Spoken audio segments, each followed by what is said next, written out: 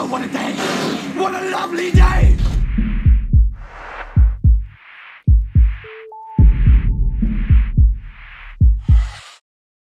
Welcome to Flat Earth Debate. I'm your host, Nathan Oakley, and if you're new to this channel, or you've not done so already, be sure to subscribe and hit the bell notification icon to keep up to date with the Flat Earth Debate. If you would like to support this channel, there is a super chat that runs alongside each of these shows while they're live, and there's also a PayPal link in the info box below the video once it's rendered. Most importantly though, if you would like to join the discussion, simply mute the page you are currently watching, then click the link in the info box below this video to join the panel and express your views on the shape of the Earth. If you do join, please don't swear. If you do, you'll be ejected, and if you are, please don't try to rejoin the stream using sock accounts. You'll be warmly welcome back on the next stream. Please also share the show. Sharing the show obviously increases the live audience, but this in turn increases the chances of a more diverse panel. So please share the show. And one last time, if you're new to the channel or you've not done so already, be sure to subscribe and hit the bell notification icon to keep up to date with the Flat Earth Debate. Now we are joined by John. Long pause. Bustus Los. We are also joined by Ranty. Hello.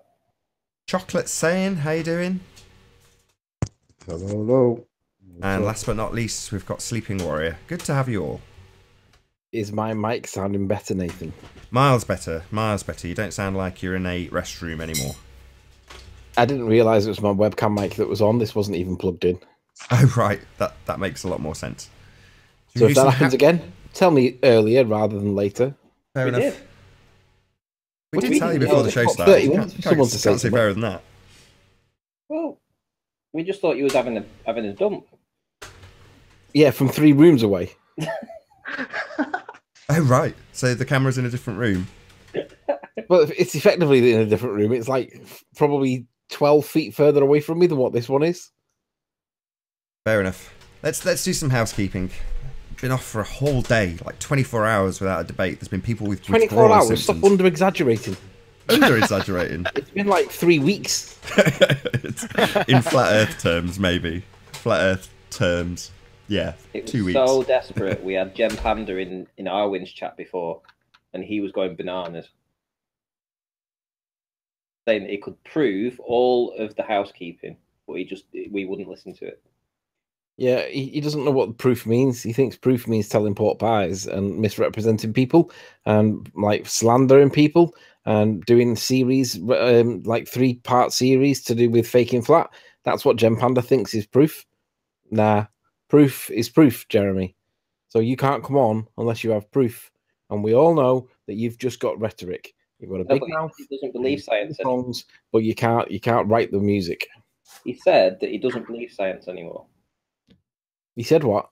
He said that he doesn't believe in. Hang on, let me just get exactly what he said. He doesn't know what science is. That crayon muncher can't even formulate a hypothesis. I'm surprised he could breathe on his own. I struggle getting dressed on my own, I'll be honest. He's a crayon muncher. Don't even pay any attention to him. Let's get to the gist. Trying to find his comment. Just bear with me. You don't have to keep telling us that you're looking for it. Just let us know when you find it. Okay. Are we going to do a bit of housekeeping while Ranty's looking? Yeah, that sounds like a good plan. Has anybody seen any sign of curvature? Yes. Was that a yes? Yes. Fill You me know in, how that's brilliant. everybody's kind of like hearing stories that Chris Monk's jumped ship and he's become a geocentric guy. Well, Chris Monk, I've had a conversation with him today. Well, I say today, it was like for him, it was probably last night. But it was for me, it was like about 6 hours ago. And we spoke at length about the reasons why he thinks it's got curve to it, given that the Isle of Man stuff, we went on for weeks and weeks and weeks with it. And he was totally with us, but somehow he's flip-flopped and become geocentric. And I was asking him, what is his evidence for accepting that there is either curve or rotation? And it was a deep and meaningful, and he was dead honest, and he's got some points, and I'm going to bring up the points tonight. But the curvature, well, I don't agree with him on the curve point that he makes, but he claims that there is curvature, but it just appears to be flat. Now, I don't accept that that explanation explains why we see it as flat. It appears to be flat because it's flat. Not because it's curved, but appears to be flat because it appears to be flat. Now, I have had evidence myself that supports it being curved once, maybe once or twice in however many observations, but it's by no means the rule. The rule appears to be flat, as Ranty keeps showing with his 1 foot elevations looking at Barrow. It appears to be flat, but there are occasions when it does appear to be curved, but that don't make it the rule. That just means that periodically you do get stuff that supports ball. But there were some really interesting points that he made. And when we go through housekeeping on the next point, I'll bring it up. But yeah, Chris Monk claims that there is curve. It just appears to be flat. I would beg to differ, based on the fact that we now know that the proof of nothing perspective hijacking calculator is exactly that. It's not only proof of nothing, but it's hijack perspective. Hi, guys. So when you say, hi Adam, how you doing? Hey, Adam. Yeah, you all right, mate? Not bad. Good, Not lads. Mr. Beacon. So I was just going to say, based on the fact that we now know that they've hijacked perspective, you're saying it looks curved based on what that calculator has told you when it begs the question, assumes R, and hijacks perspective. So if there are any of those, what you would maybe previously called curve, I would like to reassess them and use the calculator to assess them based on it being a perspective hijacking calculator. And maybe it's got some useful information in terms of how the optics actually work, because it's never going to be curvature. It's a presuppositional calculator. So what you're saying, I just cannot disagree with more. You're only saying it seems curved based on you taking a picture and then going and comparing it to a begging the question calculator. 100% agree with that statement. All I can say is that he has got the perception that there is some element of curve, right? Even though it goes against the curve calculator and it's inconsistently, like sometimes, yeah, there's a little bit of obstruction, but that obstruction that was formerly known as curvature, Chris does think is curvature, even though he doesn't accept Zach's Aries diffraction explanation for cutting off the bottoms. He calls Aries diffraction. He calls Aries diffraction a circular cone of light that gets fuzzy. Now that's half the story, but he ignores that the angle size changes, and because he ignores that, I have to reject that and tell him so. But he doesn't accept that the angle size cuts from the bottom off. So this isn't a case of acceptance or non-acceptance. It either is or it's not. I mean, this is established science. So bring him in here. Come on in, Chris. Well, I've told him to challenge Zach on it. If he thinks that Zach's wrong, lying, or mistaken, then present the evidence that shows that, because Zach brought up credible evidence that at least explains it. Whether it's true or not, we don't know, but it makes sense. So I said, right, if you think that he's wrong, lying, or mistaken, bring it. Let's see what you've got, because I want to know. I'm not against it being anything. I just want to know what it is. Now, I agree. There are occasions when it does appear to have curve, but it's not consistent with the curve maths. I've had it myself once, twice in not hundreds, but loads of observations. So I can't rule it out. However, to say that it is curved based on the 1 or 2 occasions when I've had it doesn't mean it's curved. It just means that periodically, in the right conditions, you can get what appears to be a boat behind the horizon. But that don't make it behind the horizon, because all the other times it appears to be flat. So which one do you go with? I've got those comments from Gem Panda, if you want to listen to them. Yeah, go on. Oh, God. Because I do not accept that there is any such thing as scientific proof, and I don't believe that you do either, which I have also illustrated, or rather you did, no idea what he's talking about. He then goes on to say, I deny the concept of scientific proof. Quantum eraser made it up. All right. Yeah, let's see that. Hold on 1 second. Let me share my screen for this crayon muncher. Let's expose him for the 15,875th time. What a moron. I can't believe I have to do this to freaking grown adults. Let me share my screen. Trying to get me all fired up, Randy. I'll just say what he said. What a friggin' moron. So there's no such thing as scientific proof, eh? All right. Am I sharing, Nathan? You are? What a knucklehead. Okay. Let's go to let's just make a choice here. Trying to find something specifically. Hold on.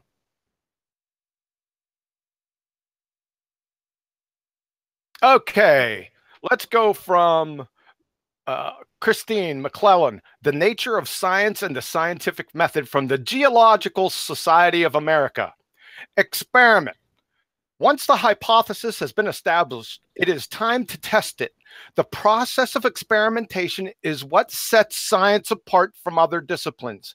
It leads to discoveries every day. You listening up, Crayon Muncher? An experiment is designed to prove or disprove the hypothesis. Frigging duh. If your prediction is correct, you will not be able to reject the hypothesis. Can you read this? People can't even pass 5th grade general science. What they need to do, this is what they need to do. They need to go back to their true vocation of picking up cans alongside of the road. Okay, Jemmy? Idiot. That's it. Yeah, it was basically because I asked him just 3 of the housekeeping questions, and he basically responded by basically saying that he doesn't believe in scientific experiments. Yeah, that's because you can't independently manipulate the curvature, the rotation, and the gravity, right? That's the only reason why you have to reject it, Jeremy, because you are a ball-tard. So he doesn't believe in scientific proof, but yet believes what the scientists tell him. Now, you're talking about a person that can't, I'm telling you, you're talking about somebody that can't discern and differentiate between RPMs and speed. So, I mean, there's no sense talking to him about anything. Maybe how to open up a paper bag.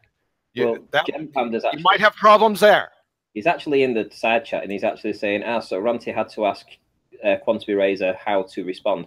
I didn't do that. I just thought I'd let Quantum Eraser know the bullshit that he's been spouting behind his back, because Quantum Eraser wasn't in that chat.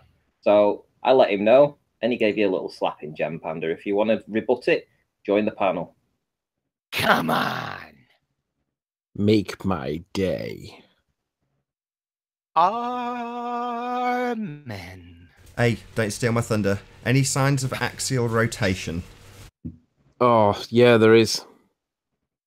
I need to do this. 2 for 2. Excellent, Anthony. It's not another treatise. I need to do this because he has a point, but he won't accept the criticism against it. So give me a sec, Nathan, while I find it. It won't be far away. Hang on. Right. Do you want to share my screen, Nath?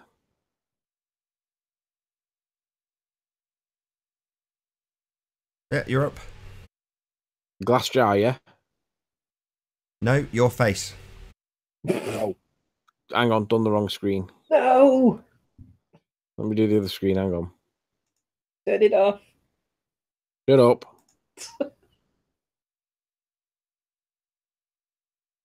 Right. Like Miles Davis. Did you see the soccer camp video? Yes. He looks like a Fozzie Bear, doesn't he?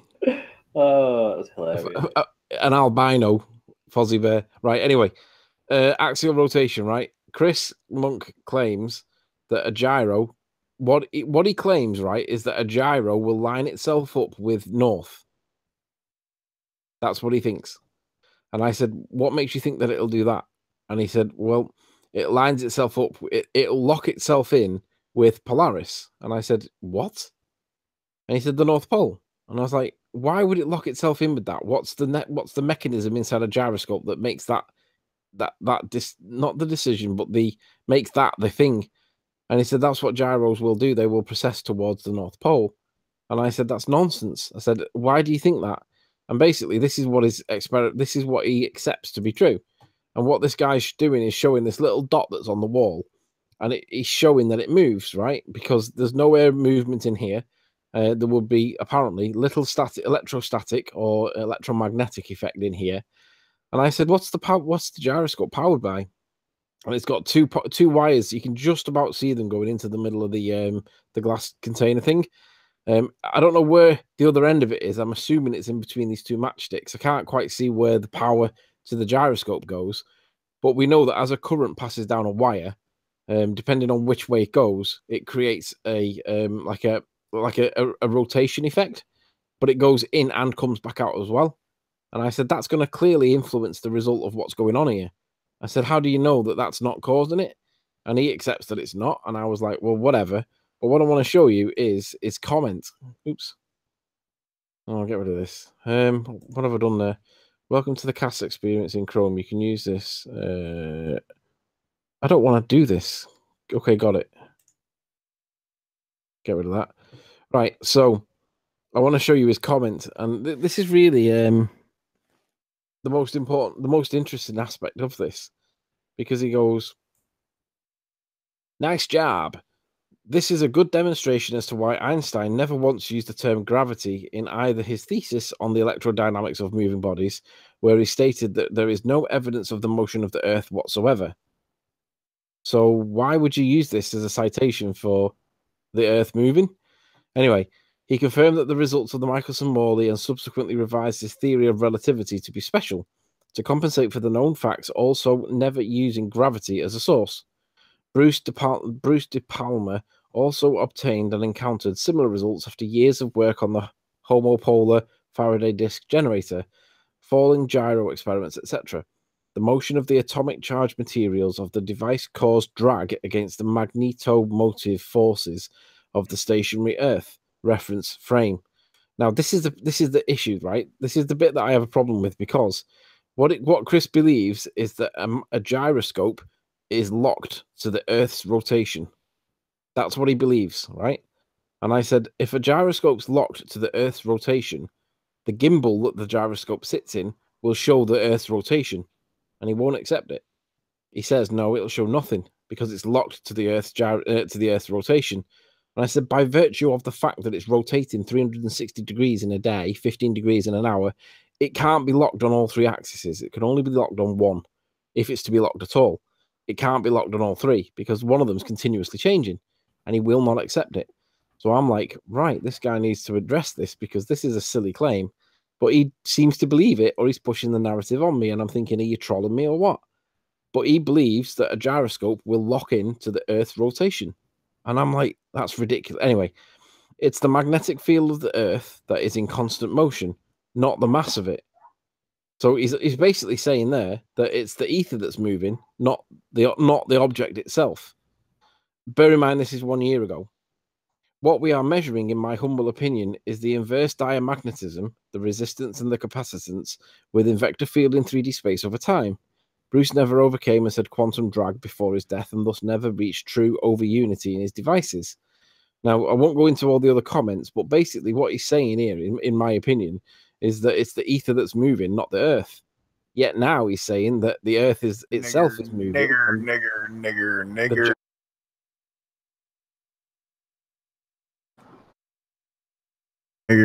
Nigger.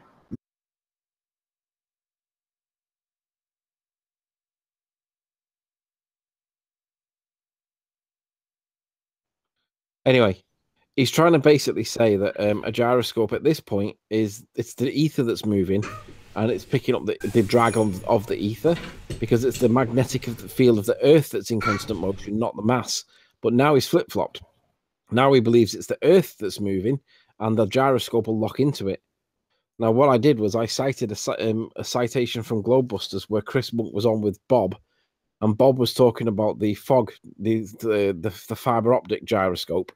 And Bob admits openly, which Red Rhetoric misrepresents him on and quote mines him on, and therefore lies. But Bob openly admits that the gyroscope, that the fog gyroscope, the fiber optic gyro, does indeed observe and measure 15 or so degrees, which would be commensurate with the rotation of the Earth. However, he qualifies it by saying it's the stars that it's detecting, it's the ether drag that it's detecting, it is not the Earth. And I said to Chris, why do you dismiss that claim? And the answer he gave is because it measures the light. It doesn't measure the movement, it measures the light. And it's to do with the Sagnax experiments and the Mackerson-Gale experiments.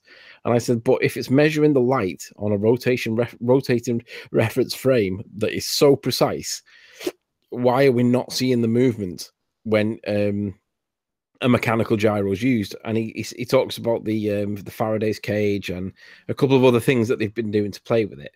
And I said, right, but ultimately, do you accept that the ether will penetrate a lead box or not? And he said, well, technically the ether's never been proven to exist. I said, well, let's just say that for the sake of this discussion, it does. Would the ether penetrate a lead box or not, a Faraday's cage or not? And he was like, well, yeah, it would. I was like, right. Bob's position is that it's the ether that's moving because reasons. Chris's position is it's the earth that's moving because reasons. But the problem is neither of them can prove either. So neither of them know, but both of them believe the opposite. And that's really the reason why Chris has gone geocentric. Hey, because Jimbo. he thinks that the earth is moving. Yeah, but I already disproved that with the Coriolis effect. He thinks Coriolis effect is a real force. The Coriolis, to be more specific, Coriolis causes. I already disproved the Earth's rotation about 30,000 times. You want me to do 30,001? But just before you do, John, Anthony, do you mind if we have the same conversation we had this morning? I know you've said it very concisely, which is to say that neither can prove either, but I kind of dislike that assertion in the regards that it's just as fallacious to assert that it proves the Earth spinning, regardless of what you get from that gyroscope, as it is to say that it's the ether moving. You know, to me, they're both just as ridiculous to make that assertion. It's reasonable to debunk the claim that a gyro shows the Earth spins, which is what oh God, I've forgotten his bloody name now. John Savage does. So he's debunking the assertions they use based on Foucault. Now, I'm happy with that. But as soon as you step into the realms of pseudoscience that they use, we're as guilty as they are, in my opinion. Yeah, but ultimately, that fog gyro is measuring 15 degrees roughly of movement. Now, I accept that it might not fall within the scientific definition because you can't manipulate the independent variable to prove the cause, right? I accept that. However, a speedometer in a car proves that you are moving, right? It proves that something's moving. Either the floor's moving underneath you or you're moving on top of it because there is a wheel attached to the speedometer and there is registering a speed. So whether it's the earth that's moving under the wheel or the wheel that's moving on top of the earth is the moot point. But it doesn't mean that just because the speedo is showing a speed, it doesn't mean that you should ignore it because it's not within the scientific method. Now, I'm not saying that your point's not strong. What I'm saying is you don't need to know. If you didn't know that the speedo was attached to wheels and the wheels were spinning on top of the earth or the earth was spinning on top beneath you, then you would know that one of them's moving because the speedometer is measuring a speed. Well, the gyro's doing the same thing. No, so if something's moving. No, it isn't. The I just question couldn't is what, disagree and they can't more. prove either. And there's an argument over it, and that's why this conversation has happened, and that's why it's gone the way it's gone. And ultimately, it's big enough and serious enough for them to fall out over it very publicly, acrimoniously, and we're all sat there watching, eating popcorn because we don't really know what's going on. And I don't know what the facts are, but what I do know is that something is moving. Now, I accept that it's probably the ether because no other test shows that the Earth is spinning. But Chris obviously thinks that the Earth's spinning. Hold on, So but that's where hold on, without you just repeating it Who all. cares? Hold on, Anthony. That's where I objected in the first place, and you're about to repeat exactly the same thing. Yeah. Well, I just see it as a false equivalency. You're saying it's like a car, but then you've got to extrapolate out where we're in a car that we don't know is a car, and so on and so forth. The movement seen is the gyroscope, right? Yeah. Well, that's it. So you're seeing 15-degree movement of a gyroscope. That's it. Well, I accept that they can't prove cause either way, but something is moving. Yeah, the gyro. No. If the gyro's moving, then the Earth's moving. Why? Why can you draw that conclusion? It's just as fallacious as saying the Earth's moving because you're spinning a bloody pendulum. And to say the ether is moving because you see a gyro move? No. I'm just not having it, I'm afraid. Sorry. It's just rubbish. Sorry. Well, there's three options. Either the Earth's moving and the gyro's picking it up. The ether's moving and the gyro's picking it up. Why? Or something else altogether is happening and the gyro's picking it up. But Could be a either way, million and there's one other something moving. things. Could be a million things. Yeah, you're right. It could be, but it's strong enough for them all to have a fallout over it, and we're all sat there watching. So none of us really know, and the ballers are all jumping all over it, like Red's Rhetoric did in the non sequitur show, where he quoted Bob as saying that the gyros. He even confirms that the gyros spin through 15 degrees an hour. Well, yeah, that's right, Red's Rhetoric. But what you didn't say is the second half of the sentence, which is that Bob's view on it is it's the ether that's moving and the gyro's picking up because it's an electromagnetic field that they can't shield against. Now, that's the other sentence, the other part of the sentence. So Reds was criticizing Jaren for saying that he quote mines and that's effectively lying. Well, he done the exact same thing against Bob. Now, the reality is none of us really know what's going on, right? We're all dubious and questioning whether the Earth's doing this, that, or the other. And ultimately, the fog gyro, the fiber optic gyroscope, does not show what's actually moving. It just tells us that something's moving. But Red's Rhetoric claims that Bob admits that it's 15 degrees and therefore it's a ball.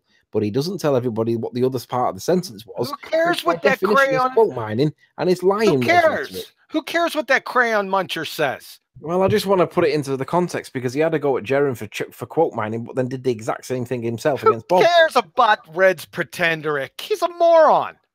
He's a liar. He is literally a liar. He quote mined Bob, rightly or wrongly. He misquoted Bob. He didn't say the other part of the sentence. And he criticized Jaren for being a quote miner. Yeah. He does the exact same thing himself. And all this Earth is spinning nonsense. I've already done this like 30,000 times. Like I said, it's already over with the Coriolis effect.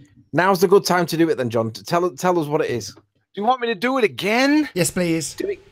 Do it concisely so people that are new to it can see. Wait a second. I just did it on Adam's channel just a couple days ago. Hold on. I know, but I fell asleep because it was too late. Hold on a second, man. Let me find it. So that's where you actually did it, and I did actually fall asleep on that one. I did it on this channel at least 3 other times. I know, but people that might be new to this or that's watched the non sequitur show. I mirrored a video from Morgal yesterday, and obviously I listened to it, and he was saying exactly the same thing from 2 years ago, John. You know, he's basically saying, you know, planes taking off and taking the same amount of time, Coriolis effect. This is game over right here. And he's been saying it. That was one of the first videos I watched from Morgal probably over 3 years ago. He said that. Oh, really? Yeah. He was on no this? Doubt. He was on this? Morgal was on this from day one. I mean, the planes debunking. Same with Rory Cooper, my perspective. 3 years, probably longer. I would say with Rory, I'm going to go as far as to say 4 years ago, Rory Cooper, My Perspective. He does have a channel, check him out. My Perspective, I think is all one word. But My Perspective, YouTube channel, had an animated description of the 2 separate reference frames, the Earth turning and the separate reference frame that the planes are actually flying in. And he shows what would happen with runways and different durations of flights, all those sorts of different things. He animates the whole lot with Coriolis effect, as it's supposed to be.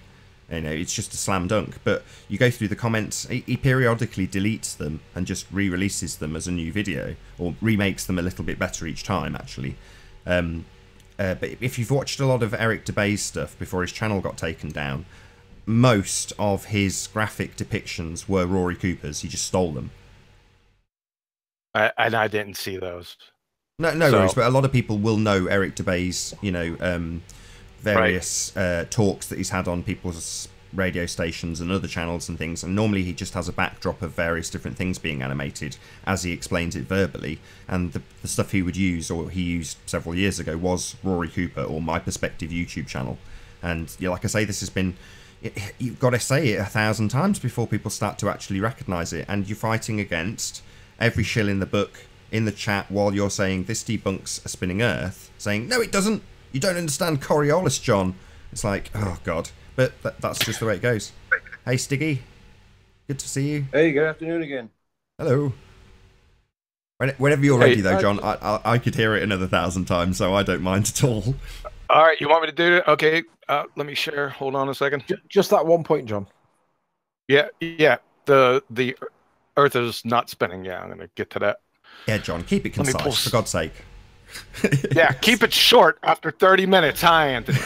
I mean, I'm joking. I'm sure Anthony is too. Hold on a second. I'm gonna have to. I'll pull this up because it's a good. Yeah, Jim Panda won't come on the panel because he does get wrecked every time. He does. I've asked him about 5 or 6 times already, and everybody else seems to be asking him in chat, and he does not want to come in. He wants to do a live hangout after this show on his channel. I said, nobody watches his shit show. Yeah, let's just let people realize that the invitation and the link is open to him, and he's free to join at any time he wishes, and we can all call him out on his lies. So he won't come in. Okay. That tells you a lot. Right, sorry, John, go on. No, that's all right. Are we ready? Yeah. You're up. You're on. Okay. All right. So the Earth is not spinning, and it's all based on the Coriolis effect. Now, my argument is based on the Coriolis causes.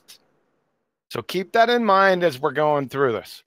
So for the Coriolis effect to exist, you must have the necessary conditions. 2 differing frames of reference. 1 rotating coordinate system that's non-inertial, that's the Earth, and 1 non-rotating coordinate system, that's the inertial, the atmosphere, and everything in it. This is from Seagar Douglas, Introduction to Ocean Sciences, 2nd edition. These are critical concept reminders. The Coriolis effect. When set in motion, freely moving objects, including air, that's atmosphere, and water masses, that's clouds and water vapor, move in straight paths while the Earth continues to rotate independently. Because freely moving objects are not carried with the Earth as it rotates, they are subject to an apparent deflection. And in science, apparent means not really or not actually. I'm getting. Sorry, just stop 1 second. Stop 1 second. Just repeat from because again, and say are not really firmly. Okay. I was getting an echo there, but it seemed to be solved. Okay. Because freely moving objects are not carried with the Earth as it rotates, they are subject to an apparent deflection. Apparent in this context, in science, means not really or not actually. It's apparent deflection called the Coriolis effect. To an observer rotating with the Earth, freely moving objects that travel in straight paths or in a straight line appear to travel in a curved path. Now, that's his definition. Most people say, oh, that's not a good definition. Okay, let's try another one. See if we can't hear a little echoing of the same concept. This is from Encyclopedia Britannica. Within its rotating coordinate system, the object acted on by the Coriolis effect, appears to deflect, okay, off of its path of motion. This deflection is not real. Does everyone see that? You guys got this. It's not real. Okay? That's what apparent means.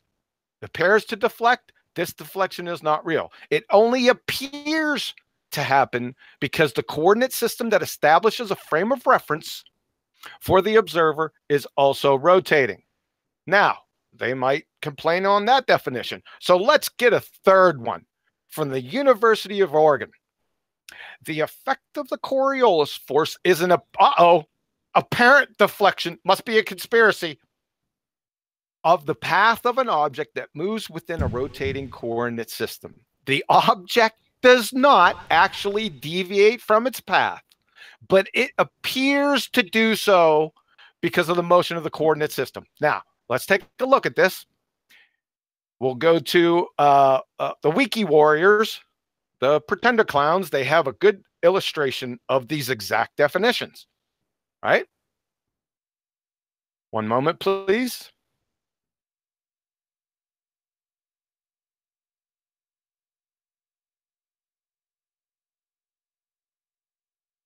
All right. So, like I said in the definition, right?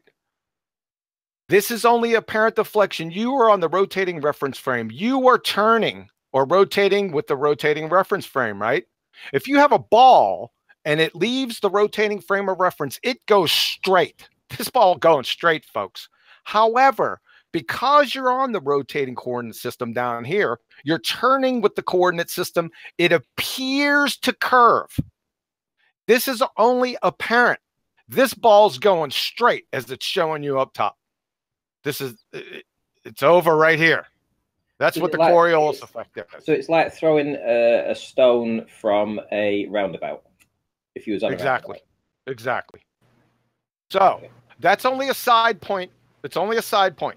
I just wanted to let everyone know what the Coriolis effect actually is. It's an apparent deflection. Somebody's got their watch page open. I think it's Walt. No, I just joined and had my mic open. I have fans going. I apologize. Hello, everyone. Walt here from Iron Realm Media. Walt. Hey, Walt. Hey, Walt. Hey, Walt. Okay. All right, Sorry, we got the haze out of the way. All good. All right. So, anything else? No, don't think so. Okay, so now back to the original argument. So, what's rotating? Somebody still got their watch page open. I don't think so. I can't Hello? hear any echo on my end. Could be you. Nah, it's not me. Okay, let's just go with it anyway. So back to the original argument. Remember, the basis of my argument is the Coriolis causes, right? Because there must be a Coriolis effect on the Earth if it's spinning. You can't get around it. So I'm going to use the Coriolis causes to pummel that nonsense. Let's start.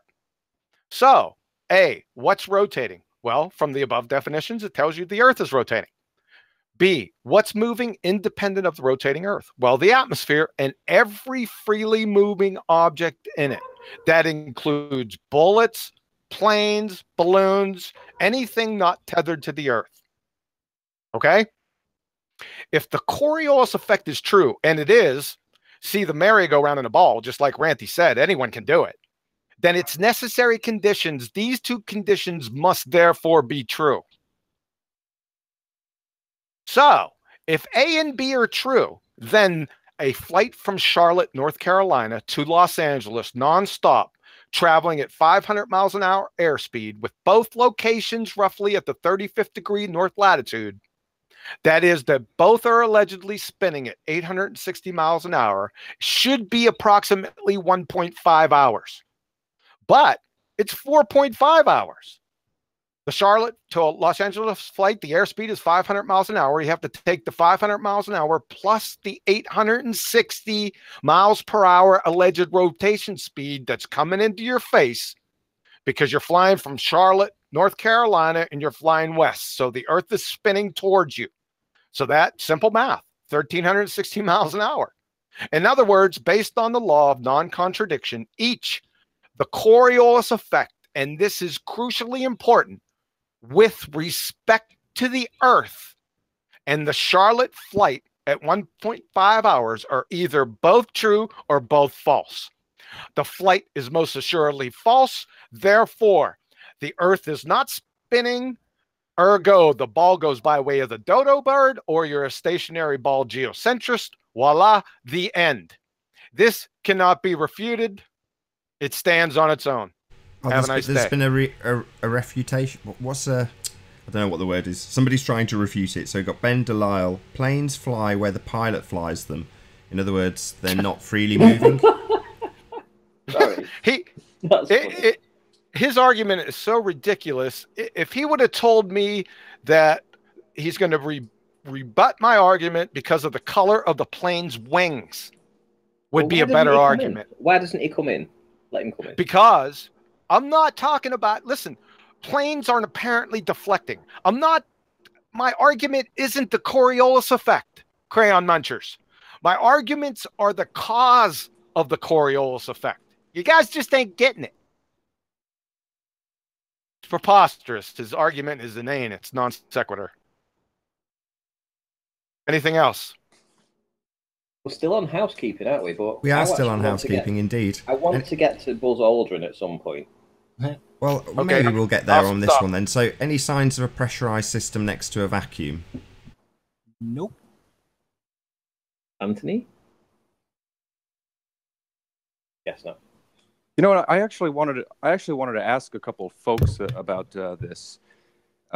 See, they say that this ball, right, is also moving because they also forget this. The 66,000 miles in an hour movement that the rock has moved in an hour.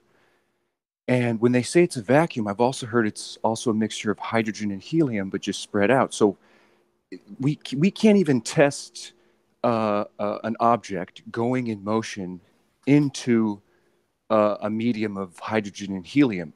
So what I'm trying to get to is, does a lack of force change the momentum of an object? Does that make sense? So, meaning, like, how does a rocket leave a system that's moving into a media, it's a completely different medium, and it's still attached to the original mass that it left? Why wouldn't it be left behind? I mean, it's in a completely different medium.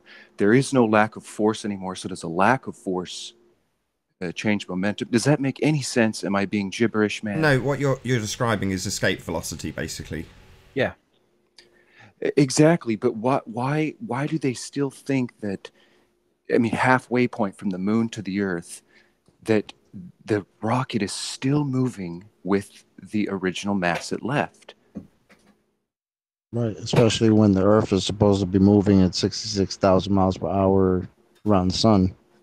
How does the rocket then converge back with the Earth after it's left? Like, I understand what you mean. Like, it's ridiculous. It's pulled by both gravities at that point, and it's stuck between the two, kind of. Something wrong with your mic, Jimbo? Sorry. If I can get a hey-ho from George Hyde. Hold on, Anthony. Hold on. Hold on. Do you want to try that again, Jimbo? See, we don't really have those answers, but I've heard that the gravity is the thing that pulls it, but it's still that doesn't describe the whole well that these balls are dipping into, and they still can't explain how mass of different sizes are dipping enough to where they align, like on a half moon. Like how does that make sense? If they're dipping, if different masses are dipping, if you take that little fabric that they put a mass in the center and roll the marbles around. Right, bed sheets in space. Yes, that is the dumbest analogy, and they plaster it everywhere. And then I've been told, well, don't take it literal. It's just a guideline. But the guideline, what were you going to? Was someone going to say something? I was just going to say that when you was talking about the gravity holding the rocket in place, I don't think that's quite true, because the moon is in an orbit, so it's actually has its orbit already over thousands or millions of years, apparently, been organized. It's doing it. The freely moving rocket shouldn't be affected at all with gravity. It should be affected. Gravity? But, excuse me? Which gravity is that? Well, exactly. Not terrestrial. Well, we'd be talking about, I would say, the bending of space-time based on what Stiggy was just talking about with that fabric stretched out. That's the demonstration for children to show Einsteinian gravity, i.e. the bending of the fabric of space-time, and they use literal fabric. Yeah, they say it's a great representation, but don't take it literal. And you cannot do a multi-bodied system on that fabric. You can't get multiple balls rolling around another ball while that ball's rolling around another ball. Have you guys seen the new moons they've discovered on Jupiter or around Jupiter that are going the opposite direction, with one rogue one kind of flipping in amongst all those? It's hilarious. We talked about it on the show. Yeah, they've discovered everything, and they said they sent a probe to Titan. Have you seen that image? Like they said they've been there. We have people we don't know the names of that have literally been to these moons that they say. I'm just still hung up about the concept that all these satellites that are supposedly orbiting, that they actually need to be like corrected in their trajectory, or they would naturally fall down to Earth, so-called. But yet the moon, all by its own self, will stay in that perfect orbit around the Earth since the beginning of time. Well, the one thing How does about that work? that thing spinning the balls on that fabric, one thing people don't seem to notice, they always crash into each other in the middle of the skin. right at the end of the and day. it don't take long. Exactly. But then if you look at it, okay, the center ball is the heaviest, but it's producing light. So how is it hitting? Like, where would the light be coming from? A ball dipped much further, going up towards? Is it going up towards a ball that's coming down towards its center? Does that make sense?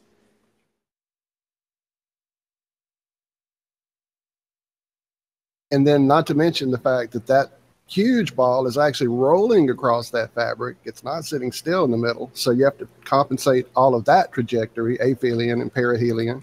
Take a string, put it on the end, put a rock on the end of it, go outside, start swinging it around over your head.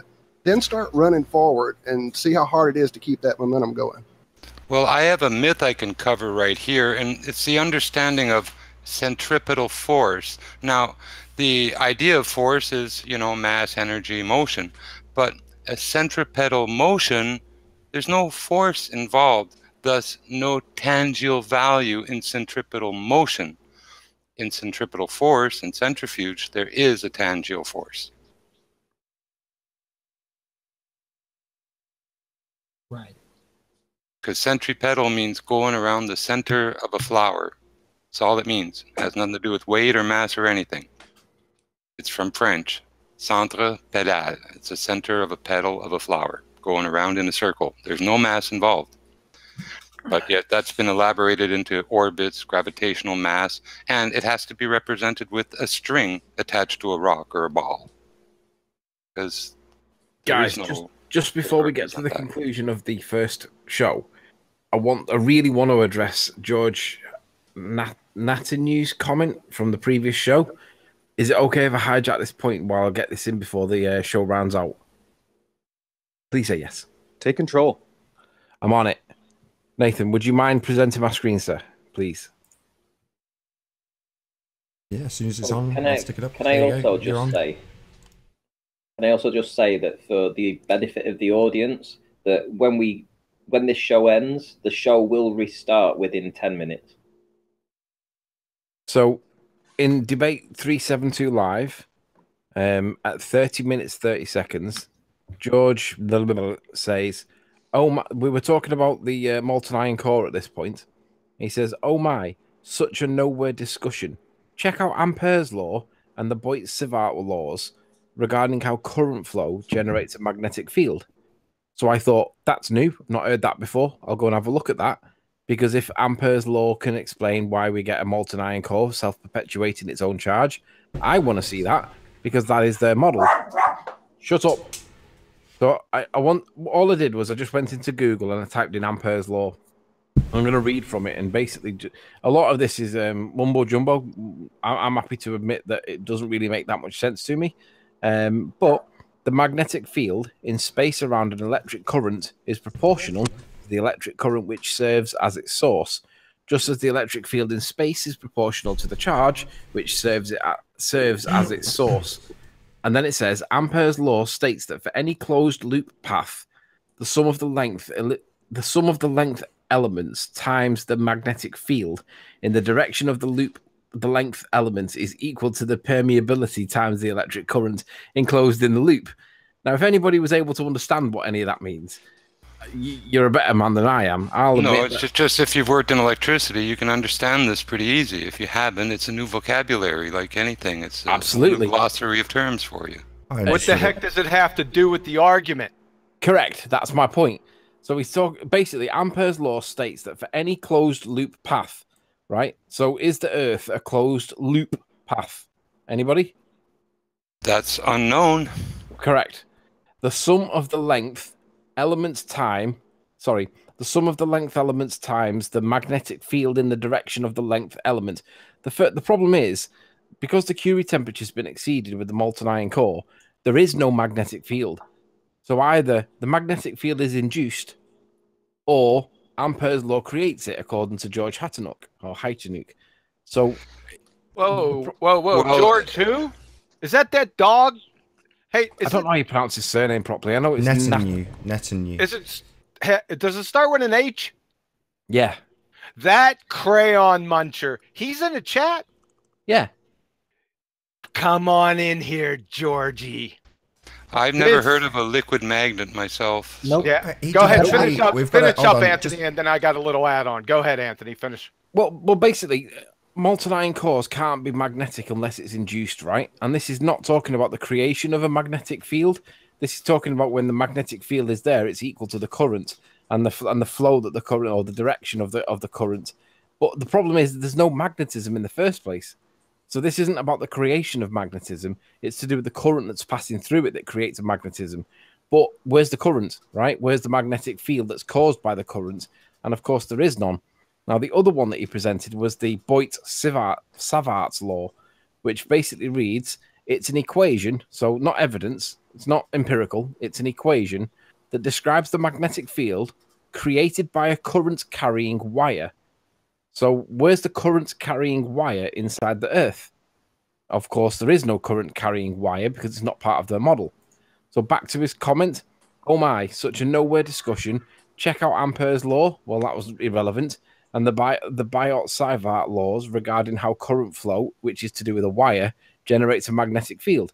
Neither of which references were applicable to the point in hand, which is show it being self-perpetuating. And of course, neither of them, well, they just don't apply. They're not relevant. So that comment by George is one of those, well, straw man arguments. Almost a red herring, doesn't even apply, but he's trying to sound clever in chat. So yeah, they're trying. He's trying to intimidate you too with blind jargon. Correct. Like, you know, it's a tactic move. You people are reading through it now. But if you go and read what he says, it doesn't apply because there is no current there in the first place, and then there's no wire. So come on, George, you need to do better. He can't do better. We'll He's make a a gap crayon in the muncher. break. This We'll guy- forget. Sorry to interrupt, John. I'll say he says he'll come on, so we've got a full panel at the moment. We'll have to elect somebody during the break to drop. But yeah, George, we'll let you know in the chat when you can join. Anybody who's not you will be kicked until you get on. But yeah, I know you want to round out with another point, John, and then I will wrap up this half. I can't wait. Bring him in here. I've had enough of it. Listen out there, guys, the flat earthers. This guy's from the old erectile dysfunction group about 2 years ago. Right? Yeah, the ED, Earth Debate. And I got it from a pretty good source that he was the brainchild behind going after Brian Mullen and contacting his employer. Right? So you come on here, George. Me and you we got business to attend to. And with that, I'm going to say first and foremost, a huge, massive, enormous thank you to all of the live audience for tuning in and hopefully sharing the show. Also, a massive thanks for the super chat. And also a massive thank you to all of the debating panel for making this debate possible. If you hated the show, you know exactly what to do. But if you liked the show, maybe consider sharing it with a friend or subscribing if you've not done so already. I've been Nathan Oakley, and I'll see you all in the next video. Oh, what a day! What a lovely day!